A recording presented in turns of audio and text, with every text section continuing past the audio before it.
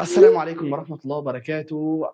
اللهم صل وسلم وبارك على سيدنا محمد صلاة تنحل بها العقد. أهلا بكم طلبة ثالثة ثانوي. معانا الدرس الثالث في الفصل الأول بيتكلم عن الآثار أو آثار الوجود الفرنسي في مصر. أول حاجة هناخد الآثار السياسية. أول لما أقول لك سياسية يعني بنتكلم عن نظام الحكم والإدارة.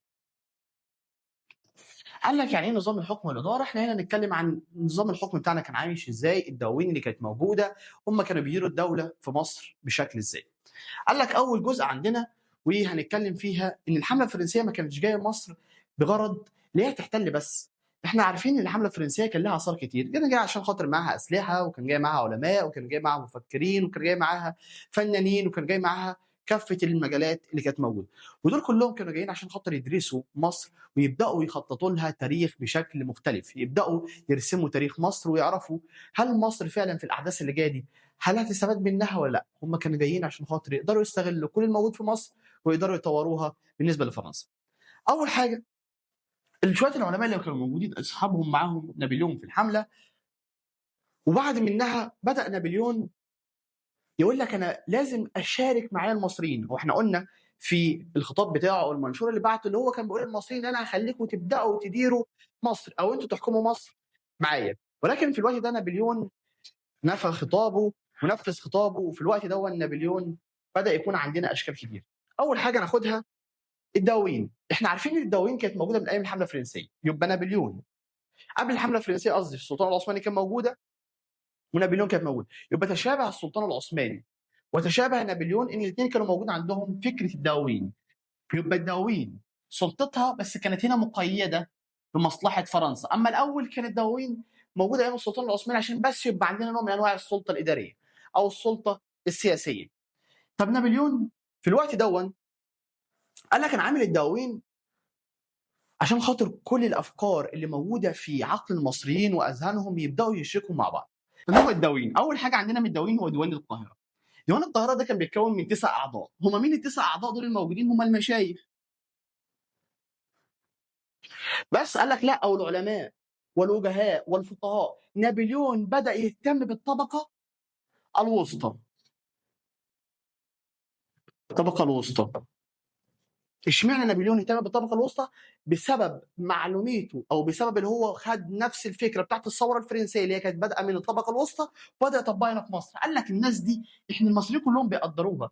انت بتقدر الشيخ اللي عندك في الجامع، بتقدر المدرس بتاعك، بتقدر الشخص اللي بيعرفك دروس الدين، بتعرف الراجل اللي هو ليه وقار او الراجل الكبير عندك في المنطقه. ده كله بنحترمه. فنابليون بدا يلعب على النقطه دي وبدا يقول لك انا لازم اعرفهم. ليه؟ عشان خاطر التداول في اوضاع القاهره او حول القاهره. يعني بدأ يخلّيهم يعرفوا هو إيه المشاكل الموجودة، طب نبدأ نحلّها إزاي، نبدأ نعمل نظام إداري بسيط كده ونبدأ نشوف حلّه إزاي. طب في الوقت ده هل هيبقى فعلًا في حل أو الناس دي تبدأ تتدرّب؟ قال لك آه. طب ال9 دول هل بنختارهم منين؟ قال لك من المشايخ عشان خاطر دول الناس المتعلّمة أو الناس اللي ممكن يبقى لها فكر. طب الديوان التاني اللي هو دواوين الأقاليم. الإقليم هنا زي المحافظة. كان عندنا مصر متقسّمة لكذا ديوان. قال لك الدواوين هنا نابليون جاب من كل واحد من المحافظات دي 7. يعني إحنا لو عندنا 10 دواوين هنجيب 10 7 في 10 من كل واحد. لو إحنا هنجيب عندنا 5 يبقى هنجيب 7 من كل ديوان فيهم يعني 7 في 5. طب الناس دي دورها إيه؟ أول حاجة النظر في المصالح والشكاوى. ايام زمان كانت القرى بينها وبين بعض بيحصل خلافات او بيحصل حروب. قريه بتغير على قريه يحصل فيها حرب ده او مشاكل معدن، دول يتقاتلوا مع دول يبدا يحصل مشاكل القرى اللي موجوده. يعني عندك الزقازيق ومثلا عندك منطقه تانية ابو حماد مثلا، الاثنين بيتخانقوا مع بعض فيبدا لو اعتبر دول قرى فيبداوا يروحوا يحلوا مشاكلهم. طب تاني حاجه قال لك منع المشاحنات بين القرى. طب نفس الحاجه ولكن بنبدا نعرفهم اللي احنا لازم الشكاوى والمصالح. انا دلوقتي عندي مشكله، يعني انا مدي انا وخليفه مثلا، نبدا يجي يحلها ونبدا نشوف الامر بتاعه ونبدا نعمل صلح بينهم. طب انا وحسين او انا وحسن نبدا يشوف الصلح بيننا وبين بعض. اخر حاجه خالص جبايه الاموال يعني جمع الضرائب. قال لك احنا عندنا كام واحد كان بيجمع الضرائب؟ رقم واحد الملتزم. تاني حاجه الشيخ الطائف. قال لك الناس دي كانت بتجمع الضرائب، وفي نفس الوقت نابليون قال لهم في ديوان الاقاليم اجمعوا لي الضرائب على الاهالي، كل قريه وكل منطقه عليها فلوس وعليها ضرائب يروح يجمعوا لي منها الفلوس، يعني خلاهم متشابهين مع الملتزم وشيخ الطائفه. اخر حاجه خالص اللي هو الديوان العام، الديوان اللي بيشرف على كل الحاجات دي. طب بيتكون من ايه؟ ده السلطه المركزيه الموجوده عندنا. بيتكون من ايه بقى؟ اعضاء ديوان القاهره اللي هم التسعه، والاقاليم المضافه اللي هم السبعه. يبقى بالنسبه لنا احنا عندنا التسعه بتاع ديوان القاهره والدواوين المضافه الثانيه. طب دورهم ايه؟ قال لك لا ثانيه بس، هو كمان زود عليهم. زود مين؟ شويه من الاعيان، الناس اللي عندها نفوذ وسلطه عشان الناس بتحترمها، والشخصيات ذات المكانه والنفوذ. الناس اللي ليها نفوذ، اللي انا لازم الشعب المصري يحترمهم ويسمع كلامهم، لازم يبقوا في الدواوين ده، لازم الناس كلها تبقى موجوده وتعرف احترامهم ازاي. قال لك ماشي. طب هل المصريين في الوقت دون هيحترموهم؟ قال لك ما احنا حطينا معاهم شويه، ثلاثه منين بقى؟ مشايخ القرى ورؤساء الايه؟ العربان. هم العرب بنجمع المشايخ بتاعتهم عشان يبقوا موجودين. قال لك طب يعني نابليون كان في الوقت ده عمال يشرك معانا العلماء. قال لك ما فيش كلمه احنا قلناها غير لما نابليون حط فيها العلماء والمشايخ. قال لك ليه؟ قال لك عشان خاطر نابليون كان شايف ان العلم هو اساس كل حاجه، الشخص من غير علم ملوش لازمه. يبقى نابليون في الوقت دون كان واخد قرار ان لازم يكون عندي صله مع العلماء كويسه جدا، عشان خاطر هم دول اللي هيخلوني مفتاح لمصر. طب هدف بقى الدواوين تدريب الاعيان. بندربهم على ايه؟ نظام مجالس الشورى، عشان خاطر بعد كده نابليون يستعين بيهم عشان خاطر المجالات بقى اللي كانوا بيعملوا فيها القضاء، المواريث، الملكيه العقاريه، الضرائب. نابليون كان بيدربهم على الحاجات دي كلها عشان خاطر يجي بعد منها نبدا نستفيد منهم في اداره مصر. انا جبت ناس تريحني، ناس عندها سلطه، ناس عندها اداره، تبدا بعد كده اقدر اتعامل معاهم. ولكن نابليون كان عينه عليهم، بيشوفوا ما كل واحد فيهم بيعمل ايه، ما كانش سايبهم كده ياخدوا حريتهم الكامله. طب اول لما نقول بقى الجزء الثاني وهو الاثار الاقتصاديه والاجتماعيه. اول لما اقول اقتصاد بنعرف على طول زراعه، زراعه، صناعه، تجاره، تجاره. قال لك يا مصر ماشي. طب اول حاجه نابليون عمل ايه؟ احنا قلنا نابليون جاب مجموعه من العلماء وقال لهم انزلوا في مصر يدرسوا لي اوضاع مصر. اول لما نزلوا عملوا له العلماء دول مجرى نهر النيل، وفحصوا القنوات والجسور الموجوده فيه عشان خاطر يهتموا بكل جزء موجود فيه، عشان خاطر يطلع باعلى كفاءه. هو عاوز يهتم بالزراعه ليه؟ عشان خاطر مصر، عشان خاطر يقدر يوصل كل الغذاء لفرنسا، وهم فرنسا مش هم مصر. فالعلماء اللي موجودين بداوا يهتموا بالاوضاع في مصر عشان خاطر يبعتوها. ثاني حاجه تخصص جزء من الاراضي الزراعيه العامه لانتاج الغلات. الغلات عشان خاطر ايه؟ اللي بتحتاجها فرنسا. يعني هو كان بيعمل الحاجات دي كلها. الزراعه، اهتم بالجسور، وبدا يهتم بالقنوات، واهتم بنهر النيل، وبدا يشوف نهر النيل ازاي يستفيدوا بكميه الميه اللي فيه، وبداوا يعملوا اراضي مخصصه لزراعه محاصيل بس اللي بتحتاجها مين؟ فرنسا، مش مهم مصر.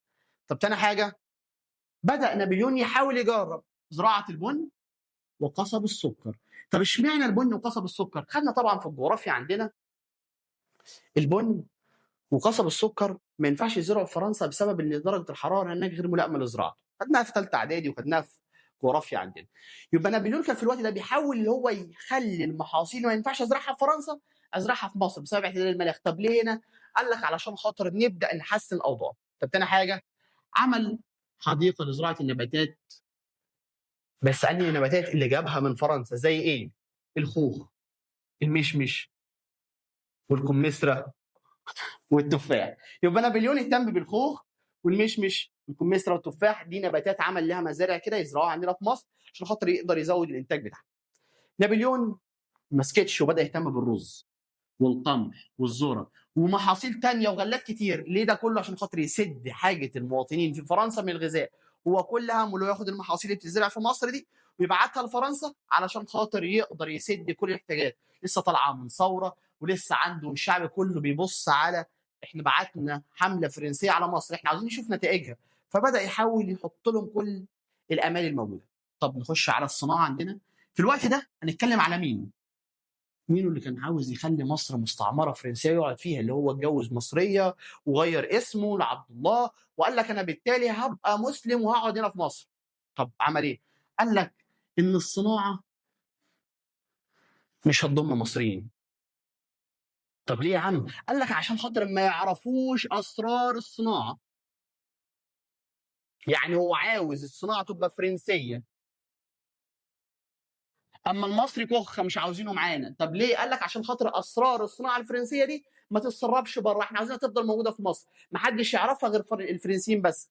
طب ما المصريين قال لك لا لا، بدا يحدد لهم شويه حاجات بقى يصنعوها زي ايه؟ النسيج. طب الحاجات دي كلها بدائيه ولا حاجات ممكن نعملها؟ قال لك لا استنى بس، ده هو خلى النسيج وصناعات الساعات والدباغه والصناعات دي كلها وحروف الطباعه قصدي، دي كلها كانت فرنسيين. طب المصريين قال لك الحرف البدائيه البسيطه اللي هم لا حتى لو استخدموها وعرفوا اتقانها مش هتخسر في حاجه، كده كده ما بتدخلش فلوس كتير. طب مين سكت؟ قال لك لا، طواحين الهواء. ايه الطواحين؟ تبقى حاجه زي كده عشان خاطر بس نبدا نولد منها طاحونه اللي هي بتبدا تطلع لنا طاقه حركيه او طاقه رياح طاقه حركيه وبعد كده كهرباء. بعد منها رقم 3 بدا مين مصطلح السفن اللي كان مراد بيك بدأ في إنشائها في الجيزة. قلنا مراد بيك بدأ يعمل أسطول للسفن عندنا في الجيزة. مينو لما رجع قال لك إحنا عندنا أسطول متدمر، إحنا محتاجين ننشط السفن دي ونعملها. طب هتعمل إيه يا مينو؟ قال لك أنا هبدأ أعمل السفن. طب نخش بقى على التجارة. قال لك التجارة في عهد فرنسا كانت راقدة، ما فيهاش أي نوع من أنواع التحرك. ليه؟ أول حاجة ان عندنا الشواطئ كانت محاصره من الجيش الانجليزي، السفن الانجليزيه او انجلترا كانت واقفه في البحر المتوسط، ان البحر المتوسط فوق وهنا مصر. السفن الفرنسيه كانت واقفه هنا، قصدي بتاعت انجلترا كانت واقفه فوق. فاي حد هيفكر يخش ناحيه مصر كانت انجلترا هتحاربه وهتمنعه من الدخول. ثاني حاجه وجود الجيش العثماني في سوريا، حتى لو هتجيلي من ناحيه سوريا من ناحيه فلسطين فبرضه الجيش العثماني واقف، فبالتالي مصر محاصره في النص ولا عارفه تخش من ناحيه البحر ولا تجيلها من ناحيه الشام بسبب الجيش العثماني. طب حصل ايه؟ مينو بقى بدا يفكر في حاجه ثانيه، مينو بدا في فتح اسواق لمصر في بلاد البحر الاحمر، وصارت المراكب بين جده وينبع. معلش بس يا مستر بتقول جده وينبع والسويس؟ يا مستر مش انت قلت لنا في الدرس الاول ان عندنا العرب وبالذات السعوديه راحت وبدات تدي معونات ايام مراد بيك وايام الحمله بتاعت نابليون على الصعيد وكان بيساعدهم؟ قلت له بالظبط، ولكن هنا عندك المصلحه تحكم. انا مصلحتي في الوقت ده مع مين؟ انا هيجي لي منسوجات بس. قال لك زي المنسوجات القطنيه والصوفيه والحرير، الحاجات دي كلها هتجن، وكمان هيبعتوا لي البن، ممكن يبعتوا لي غذاء تاني. يبقى المصلحه تحكم. ما تفتكرش ان طول ما انا واقف مع حد وبحبه هيبقى انا بالنسبه له خلاص الولاء الاول والاخير ليه. مصلحتي فوق كل شيء. ده اللي كانت الدول العربيه او فرنسا بتعمله. هناخد في الفصل اللي بعد منه ان اصلا السلطان العثماني هيرجع تاني يبقى ليه علاقه مع فرنسا ويبقوا حبايب، وانجلترا تقف مع المماليك. يا مستر ازاي انت كده في تخبط في الاحداث؟ قال لك لا، هنا المصلحه تحكم، طالما مصلحتي واقفه مع مينو مش مهم. طب مينو عمل ايه؟ بدا تاني حاجه تضمن برامج اجراءات ايه؟ علاقات مع سينار ودارفور في السودان. طب ليه؟ قال لك عشان خاطر نزود العلاقات التجاريه مع الحبشه وبلاد. قال لك ماشي، بس مش ننسى ان كان في الوقت ده بدا يحصل بعض الامراض والانتشار الامراض اللي بيجينا من ناحيه البحر المتوسط. ده البحر المتوسط السفن اللي بتيجي من فوق فيها امراض. ففي الوقت ده الحمله الفرنسيه بدات تهتم بالمجال الصحي. قالت لك لازم اهتم بالصحه، فبدات تعمل معسكرات فوق في الحته دي. ليه بتعملها؟ قال لك عشان خاطر اي حد يخش زي كورونا الله لا يعيدها تاني ويبعد البلاء عن مصر اللهم امين. فقال لك احنا نعمل حجر صحي زي ما اللي كان بيتعمل ايام الامراض كده، نقعد 14 يوم 15 يوم عشان خاطر بس نتاكد ان الشخص مش مريض. والفعل انشاء محاجر صحيه فين؟ في القاهره والاسكندريه ورشيد ومياط. الاثنين او الثلاثه دول موجودين فين؟ على البحر، عشان خاطر اي حد جاي لي من ناحيه البحر هقعده في المحاجر دي عشان خاطر لو تعبان ما يخشش القاهره.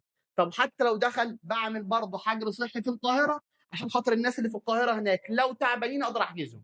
يبقى هو بيحافظ على الناس اللي موجوده عشان خاطر ما ينقلوش الامراض الى الجنود. تاني حاجه عمل مستشفى عسكري عشان خاطر الجنود اللي عنده في الشام اتدمروا، عندنا في الصعيد ناس كتير ماتت، عندنا في معركه ابو قير البحريه، عندنا لما جم السلطان العثماني يحارب، دي كلها حروب لما راح الشام في عكا وياف عدد كبير من الجنود يجي بدا يموت، فبالتالي كان لازم يعمل مستشفى عسكري او مستشفى للقوات اللي موجوده عنده.